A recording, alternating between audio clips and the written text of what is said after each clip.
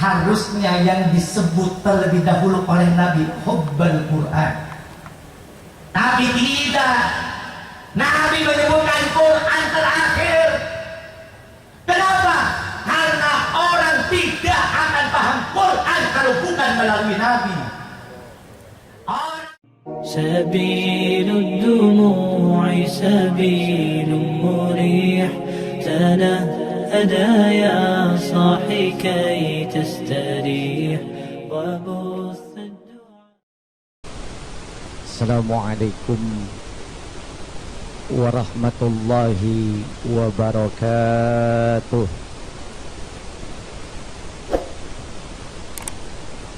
أعوذ بالله السميع العليم من الشيطان الرجيم.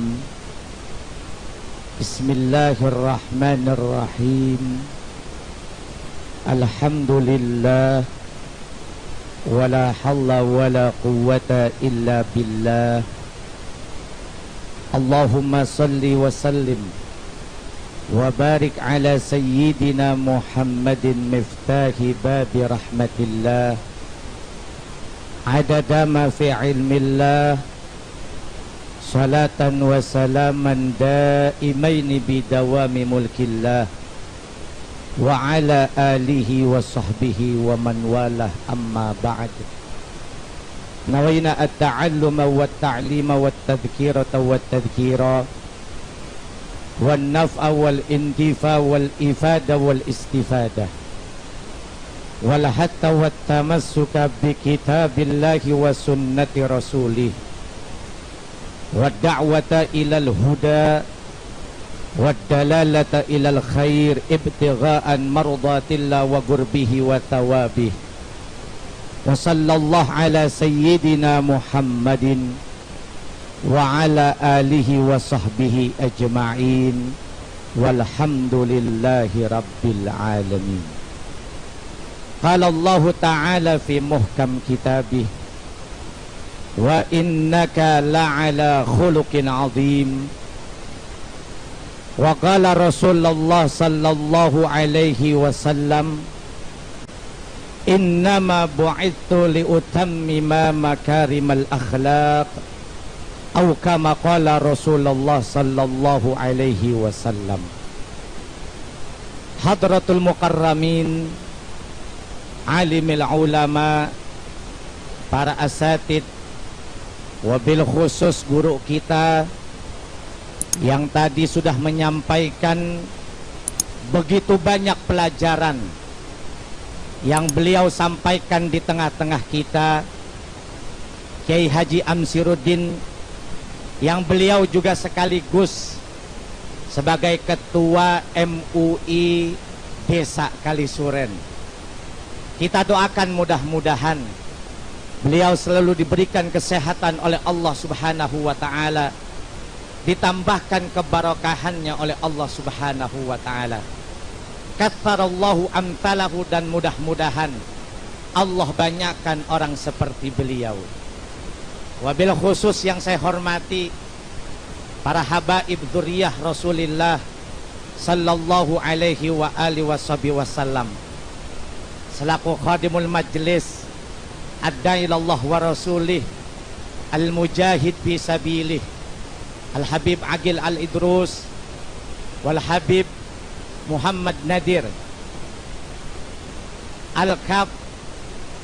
Kita doakan mudah-mudahan. Tadi ada al-habib Helmi bin Muhammad al-Haddad, dengan kehadiran dzurriyyah Nabi, majlis maulid kita pada malam hari ini disempurnakan kebarokahannya oleh Allah Subhanahu wa ta'ala. Doain juga guru-guru kita yang hadir pada malam hari ini, yang begitu banyak, yang duduk di tengah-tengah kita bersama kita. Insya Allah duduknya mereka di tempat ini menjadikan salah satu sebab turunnya rahmat Allah Subhanahu wa ta'ala. Dan kita yang hadir di majelis ini tidak keluar dari tempat ini melainkan apa yang menjadi niat hajat kita diijabah oleh Allah, terkhusus dosa-dosa kita diampuni oleh Allah Subhanahu wa ta'ala.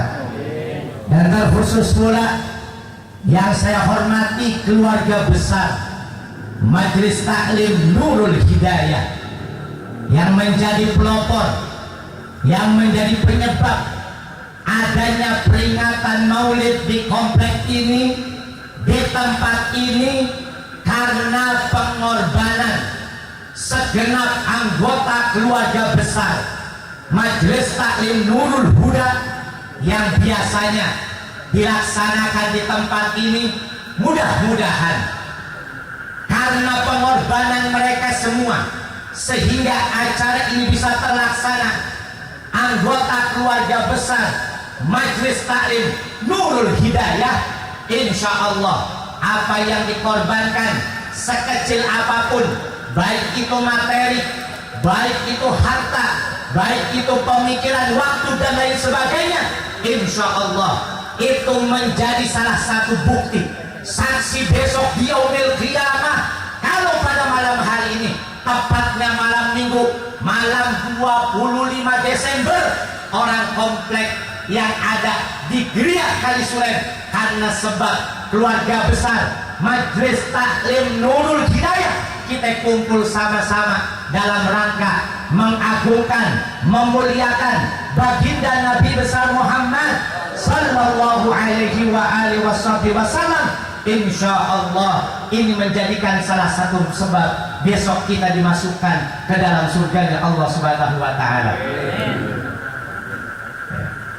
Nanti begitu ya.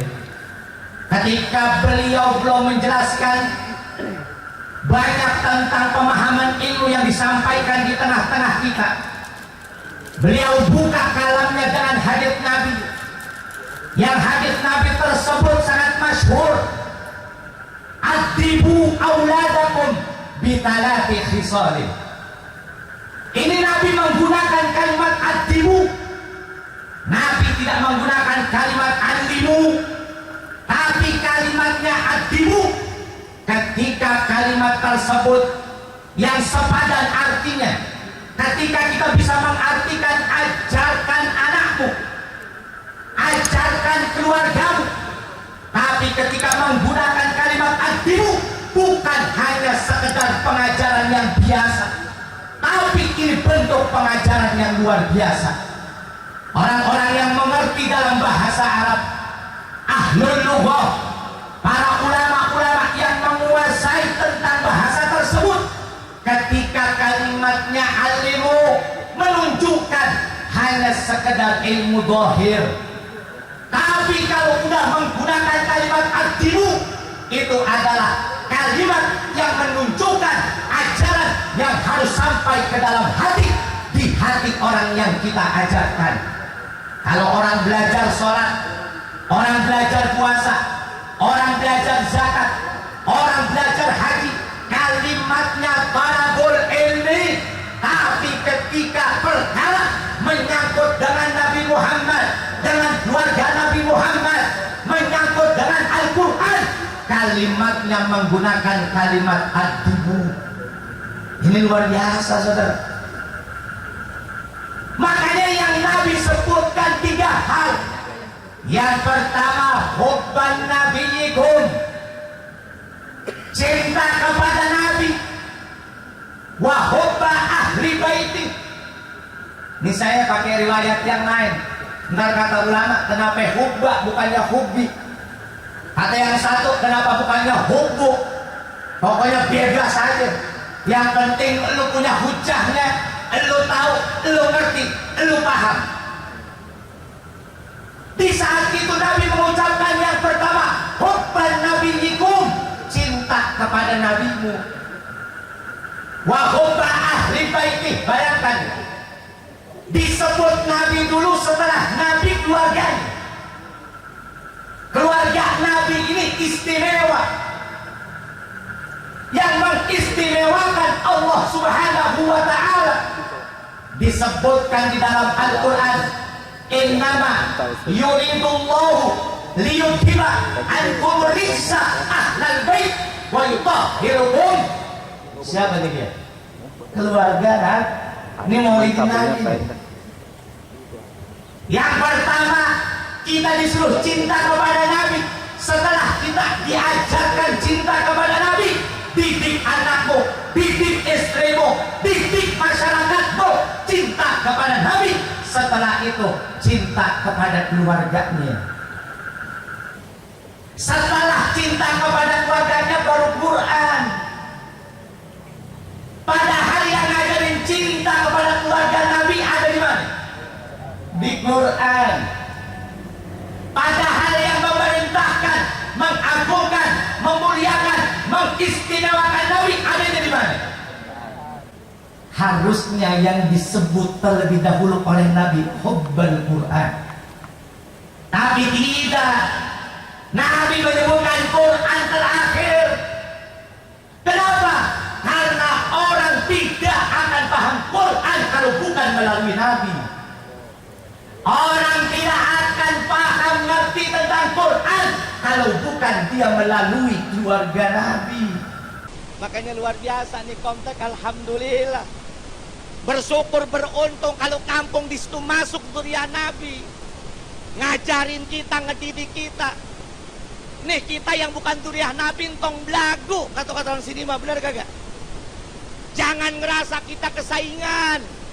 Waduh, repot ini mah ada Habib masuk ke kampung gua, habis dah. Bukankah Nabi sudah katakan al ulama warathatul anbiya? Ulama adalah pewaris pada Nabi.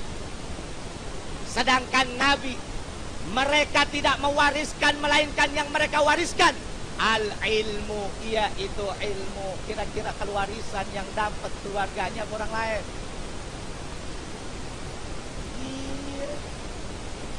Kita sok-sokan kita umatnya memang disebut al-muttaquna hum ahlu baiti.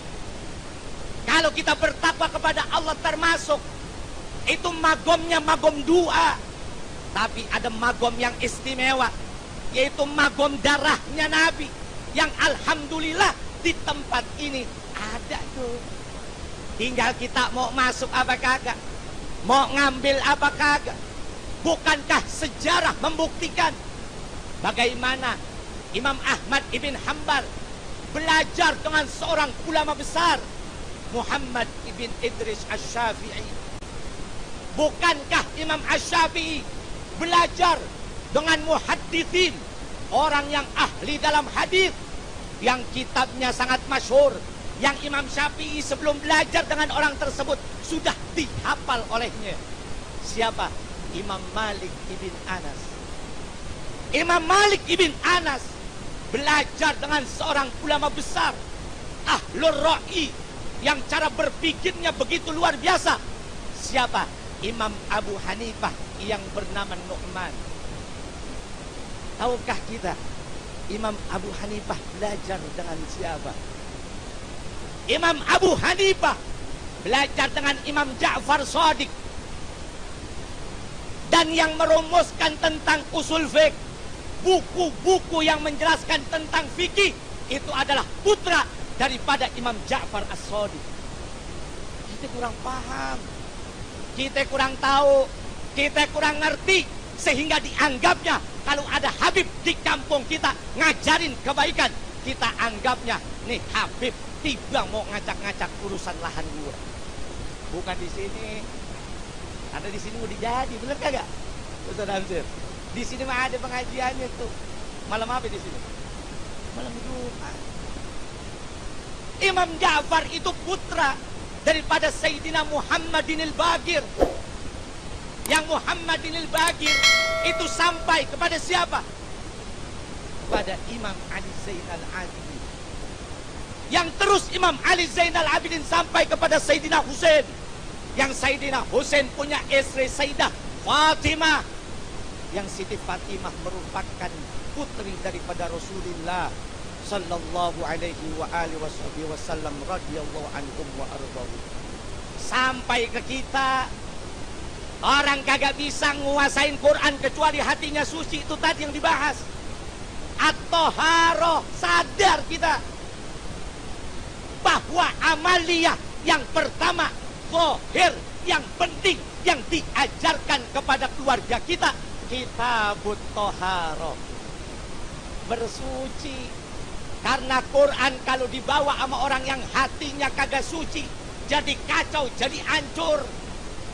Berapa banyak orang menjadikan Quran sebagai alat untuk memperoleh keuntungan duniawinya, tidak peduli. Yang penting dia kaya, bodoh amat urusan hukum. Yang penting gue jelasin, gue dapat duit, pulang gue jadi orang kaya.